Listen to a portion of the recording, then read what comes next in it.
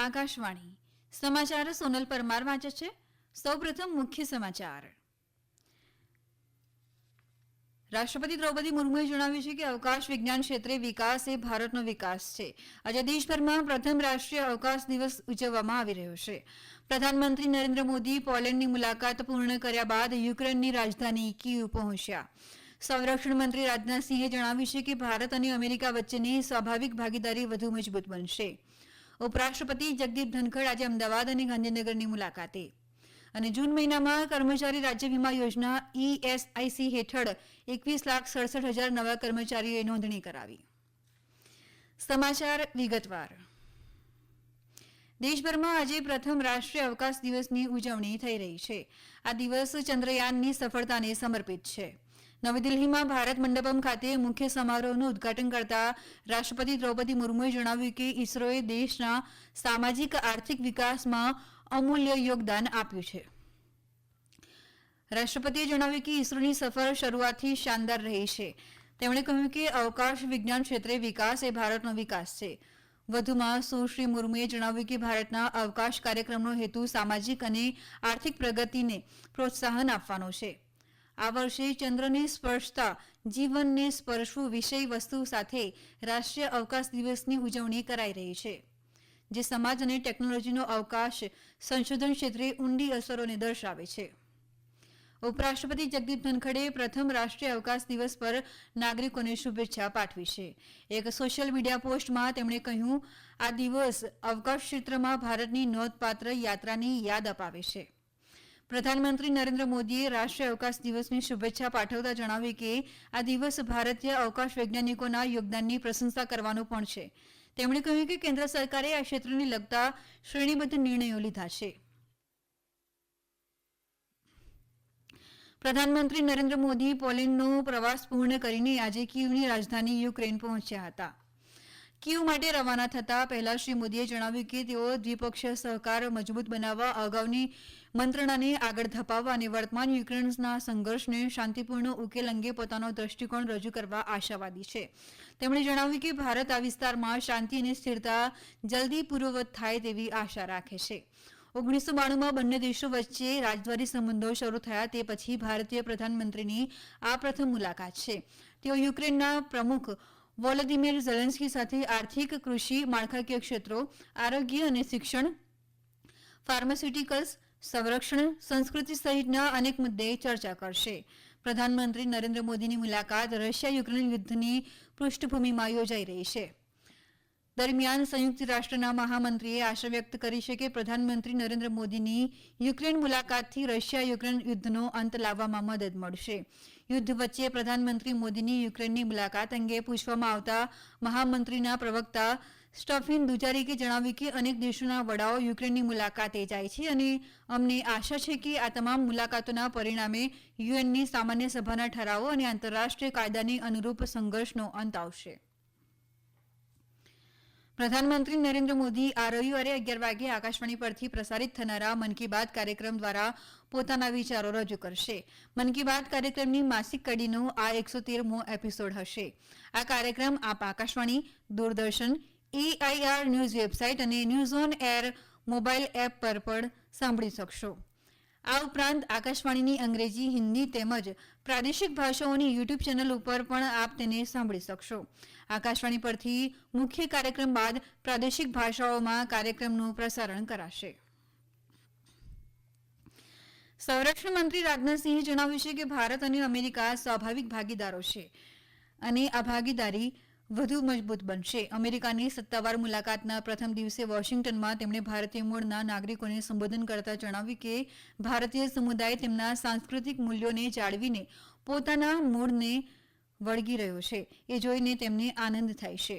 સંરક્ષણ મંત્રીની વોશિંગ્ટનની મુલાકાત દરમિયાન ભારત અને અમેરિકાએ security of સપ્લાયઝ arrangement document SOSA સહિતની કેટલીક સમજૂતીઓ કરી હતી. આ અંતર્ગત ભારત અને અમેરિકા રાષ્ટ્રીય સંરક્ષણને પ્રોત્સાહન આપતી ચીજવસ્તુઓ અને સેવાઓની પ્રાથમિકતા આપવા સંમત થયા છે.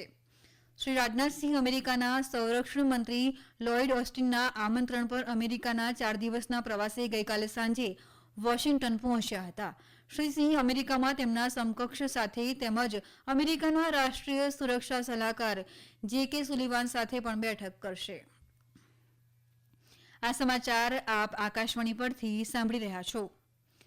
આ સમાચાર આપ અમારી YouTube channel AIR news Gujarat પર પણ સાંભળી શકશો. વધુ સમાચાર માટે આપ અમારા ટ્વિટર હેન્ડલ AIR_news_ABED ને ફોલો કરી શકો છો.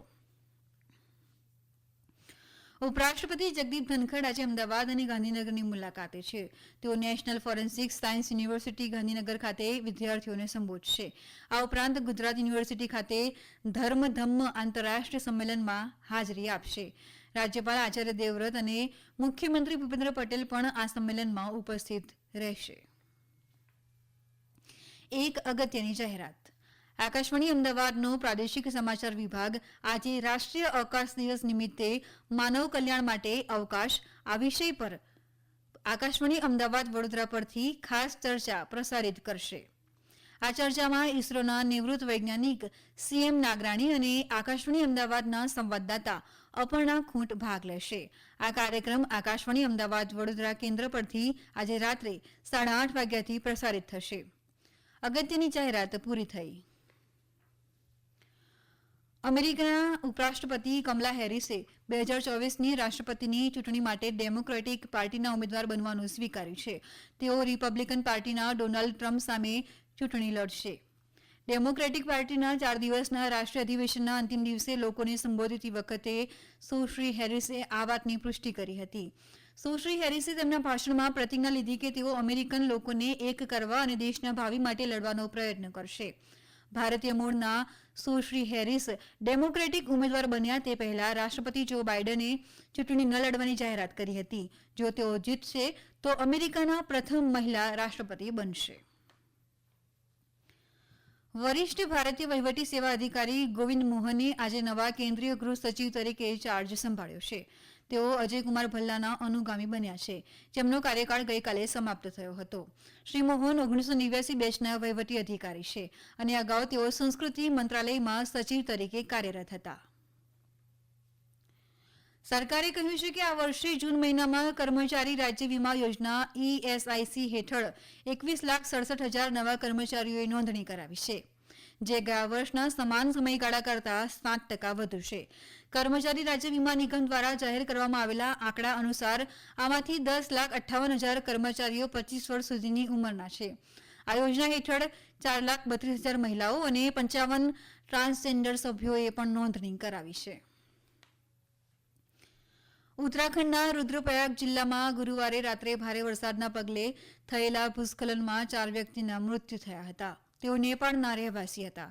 ગુરુવારે રાત્રે 1:30 વાગે રાજ્ય આપત્તિ પ્રતિભાવ દળ SDRFની માહિતી મળી હતી કે ભારે વરસાદને પગલે ફાટા વિસ્તારમાં ભૂસ્ખલનમાં અનેક લોકો કાટમાળમાં દટાયેલા છે. જવાનો દ્વારા રાહત અભિયાન દરમિયાન 4 વ્યક્તિના મૃતદેહ મળી આવ્યા હતા. ચમોલી પોલીસના જણાવ્યા પ્રમાણે નંદપ્રયાગ પાસે ભૂસ્ખલનને કારણે બદ્રીનાથ રાષ્ટ્રીય રાજમાર્ગમાં અવરોધ આવ્યો છે. ઇન્દોર મહુ વિસ્તારમાં નિર્માણાધીન ફાર્મ હાઉસની છત તૂટી પડતા 5 શ્રમિકોના મૃત્યુ થયા હતા. ગુરુવારે રાત્રે અહીં શ્રમિકો સૂતા હતા ત્યારે છત તૂટવાથી તેઓ દટાઈ ગયા હતા. સ્થાનિક લોકોના જણાવ્યા પ્રમાણે ગુરુવારે રાત્રે થયેલી આ દુર્ઘટનાની જાણ શુક્રવારે સવારે થઈ હતી. હાલ રાહત અને બચાવ કાર્ય ચાલુ છે. ભારતીય અંડર-20 ફૂટબોલ ટીમ આજે નેપાળના કાઠમંડુમાં સાફ અંડર-20 ફૂટબોલ સ્પર્ધાની અંતિમ ગ્રુપ મેચમાં માલદીવ સામે ટકરાશે. મેચ ભારતીય સમય અનુસાર બપોરે 2:45 કલાકે શરૂ થશે. ભારતના એક મેચમાં 3 પોઈન્ટ છે. માલદીવ સામે ડ્રો રમીને પણ ભારત સેમીફાઇનલમાં પહોંચશે. અંતમાં મુખ્ય સમાચાર ફરી એકવાર. રાષ્ટ્રપતિ દ્રૌપદી મુર્મુએ જણાવ્યું છે કે અવકાશ વિજ્ઞાન ક્ષેત્રે વિકાસ એ ભારતનો વિકાસ છે. આજે દેશભરમાં પ્રથમ રાષ્ટ્રીય અવકાશ દિવસ ઉજવવામાં આવી રહ્યો છે. પ્રધાનમંત્રી નરેન્દ્ર મોદી પોલેન્ડની મુલાકાત પૂર્ણ કર્યા બાદ યુક્રેનની રાજધાની કીવ પહોંચ્યા. સંરક્ષણ મંત્રી રાજનાથસિંહે જણાવ્યું છે કે ભારત અને અમેરિકા વચ્ચેની સ્વાભાવિક ભાગીદારી વધુ મજબૂત બનશે. ઉપરાષ્ટ્રપતિ જગદીપ ધનખડ આજે અમદાવાદ અને ગાંધીનગરની મુલાકાતે. અને જૂન મહિનામાં કર્મચારી રાજ્ય વીમા યોજના ESIC હેઠળ 21,67,000 નવા કર્મચારીઓએ નોંધણી કરાવી. આકાશવાણી પરથી સમાચાર પૂરા થયા.